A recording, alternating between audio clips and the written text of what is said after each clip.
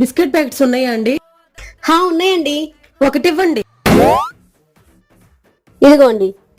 ఓ biscuit packet ఎంత అండి? 5 rupees. ఇంకో ప్యాకెట్ ఇవ్వండి. తీసుకోండి. ఇప్పుడు రెండు ఎంత అండి? 1 నిమిషం అండి. 5 + 5 50. 55 అండి. వామ్మో, అయితే వద్దులేండి, ఒకటి చాలండి. అవునా? 1 నిమిషం అండి. 55 నుంచి 5 తీసేస్తే 50. 50 ఇవ్వండి. వామ్మో, అయితే ఇది కూడా వద్దండి. అవునా? అయితే ఉండండి.